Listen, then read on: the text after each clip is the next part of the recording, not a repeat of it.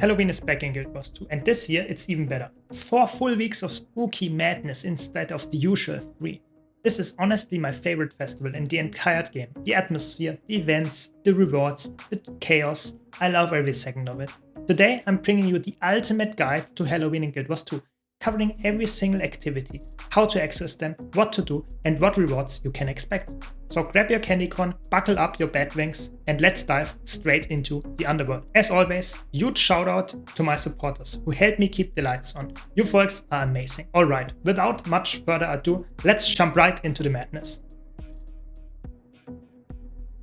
During Halloween, the barriers between Tyria and the underworld weaken, which means lots of ghosts, candy elementals, and of course the arrival of the Mad King Thorn and his lunatic court. You will notice Halloween decorations everywhere, from Lion's Arch to starter areas, haunted doors, eerie skies, and that creepy laughter echoing across maps. Most activities can be accessed via Lion's Arch, at the Grand Piazza in the north. Look for the special event NPCs, they will teleport you into the different Halloween instances. But don't worry, you can also access some events from other areas like the Eye of the North or haunted doors all across Tyria. Let's talk about the loot, because let's be honest, that's what we are here for. Halloween is absolutely packed with skins, achievements, and of course trick-or-treat bags. You'll get these bags from pretty much everything: mobs, events, and end of activity rewards. There are two types: personalized trick-or-treat bags, which are account bound and give you personalized loot. And there are tradable ones, which drop candy corn, the main event currency, and sometimes rare items like infusions worth dozens of gold. If you're looking to make some gold or just stockpile materials, Halloween is one of the best times of the year. Of course, there are so many other different rewards, most notably a lot of skins and miniatures, and one of the coolest looking shield skin, for example, in the entire game. So let's jump straight in with the first activity. And let's start strong with the infamous Mad King's Clocktower. This is the festival's iconic jumping puzzle, accessible from Lion's Arch or other festival portals. It's fast, it's brutal, and yes, it's timed. You will be racing upwards while green fog rises beneath you, and if it catches you, boom, back to the start. There are two versions: the normal timed version for the true masochists, jumpers, and an untimed practice version if you just want to experience the puzzle without pressure. At the top, you will get achievements, rewards, and eternal bragging rights for surviving one of the toughest jumping puzzles in the game. Now for one of my personal favorites, Mad King Says. Every 2 hours on the full hour, the Mad King appears in Lion's Arch for a hilarious Simon Says style event. When he says, "Mad King Says," followed by an emote, you do it. When he doesn't say Mad King Says, you don't. It's simple, but it's still chaotic and way more fun than it should be. You'll earn trick-or-treat bags and achievements for participating, and probably laugh at all the people who bow when they weren't supposed to. Next up, Ascent to Madness. This is a special dungeon-like encounter where you face none other than Mad King Thorn himself. You can solo it or do it with a group. It's not too hard and it's full of lore, humor, and classic Guild Wars 2 charm. Expect a few fun mechanics like using emotes mid-fight, and of course achievements and loot once you defeat him.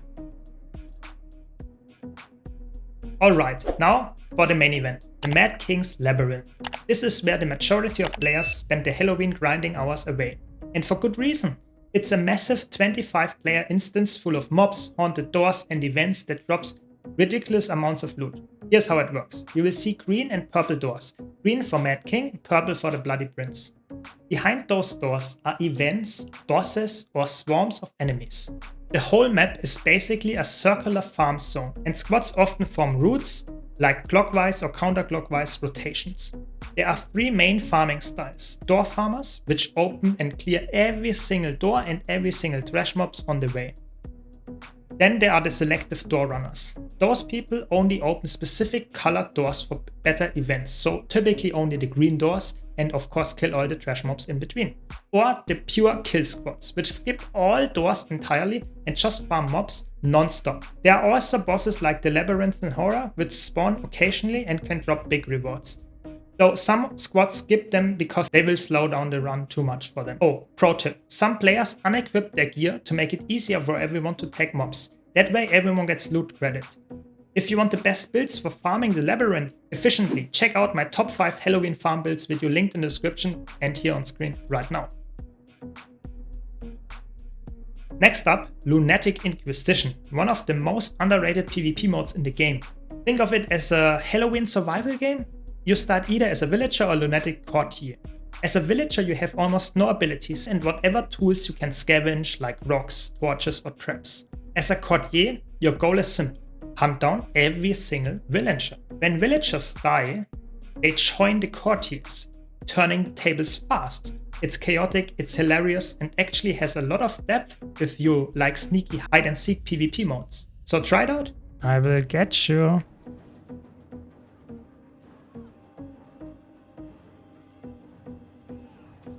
There we go. Nice combo. You can teleport to the scarecrow and you can use that.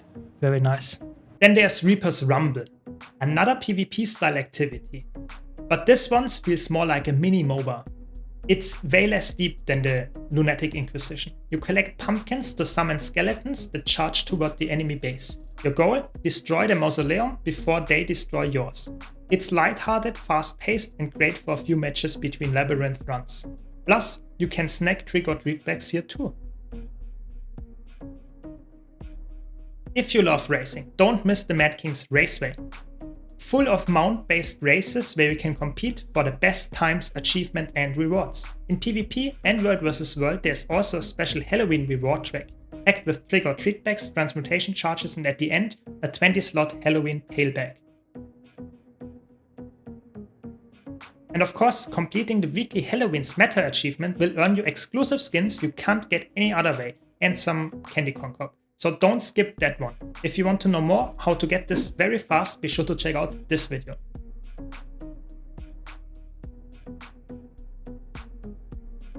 There are tons of achievements to go for obviously as well, including the Mad Memories and Mad Maleficence collections. These tell this ongoing story between Mad King Thorn and Prince Edric Thorn, and even feature Palava Choco for that classic Halloween lore flavor. You'll also find small festive activities across maps like pumpkin carving, just interact with pumpkins to earn achievement progress and titles.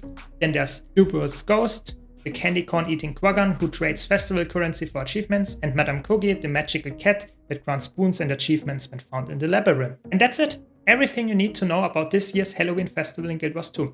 There's so much to do, from jumping puzzles to Labyrinth farm to PvP chaos, and getting the reward tracks there. And honestly, it's one of the best times to just hang out and have fun with the community and experience the atmosphere of Halloween all across Tyria. If you enjoyed this guide, don't forget to leave a like, it really helps the channel out. And subscribe if you want more Guild Wars 2 content like this. Thanks again to all my amazing supporters, you keep the spooky ship sailing. I'll see you all in Tyria, and remember, the Mad King says goodbye.